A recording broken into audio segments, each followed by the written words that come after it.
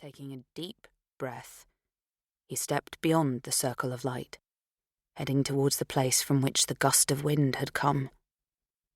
With each step, the candlelight dwindled, darkness seeping around his feet like a dangerous riptide. Soon it felt like he was walking into a darkness so deep it was a solid thing, so he thrust out one hand and touched his fingers to the wall, scuffing his fingertips over its rough-hewn surface. Every now and then he would call out again, mainly because he couldn't bear the silence, or the distant noises that sometimes broke it apart.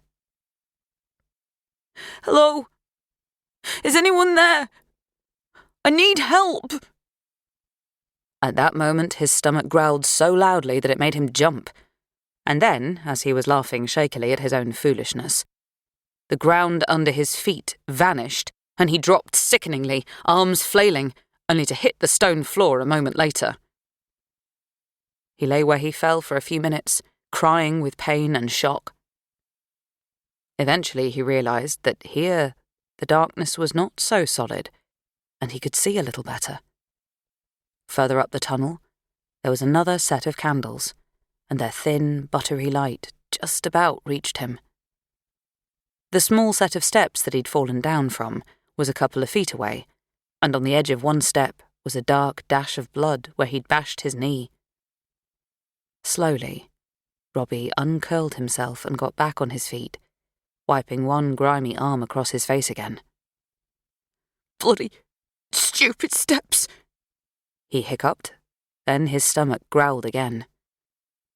He limped up the tunnel, his knees throbbing, heading towards the next set of candles, when he saw that there was something sitting on the floor beneath the candles, something shockingly red and wet and glistening. He approached cautiously, but once he got into the warm circle of light, he realized he knew what it was. It was one of the weird fruits that Jill sometimes picked up from the Turkish food centre.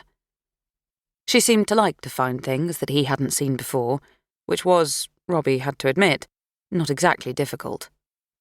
In his old home, they had considered bananas exotic enough.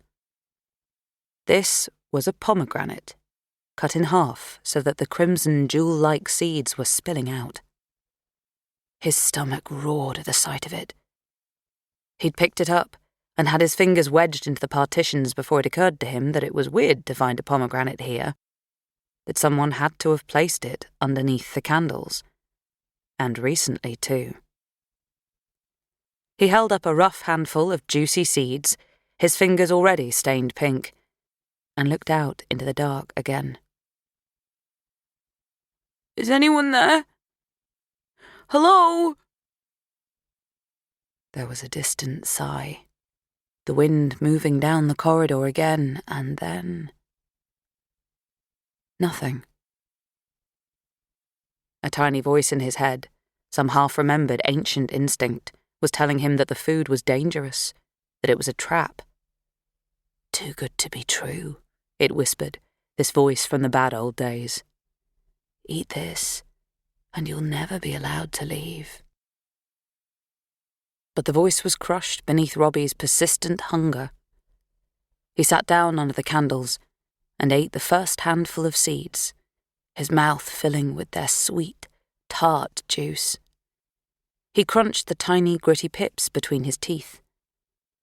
As he was popping more of the seeds out of the pomegranate, he noticed that he hadn't grazed his knees after all. In fact, he hadn't broken his skin anywhere, but his white shift was smeared with blood. Big, wet patches of it, as though he'd rolled around in it or fallen into a puddle. He looked up, seeking out the steps where he'd seen the smudge of blood, and that was when he saw the shadowy shape moving in the dark, coming towards him. It reached out its hand, and Robbie screamed. Chapter 1. Is the name John important to anyone here? Ashley Whitelam let her gaze flicker out across the audience.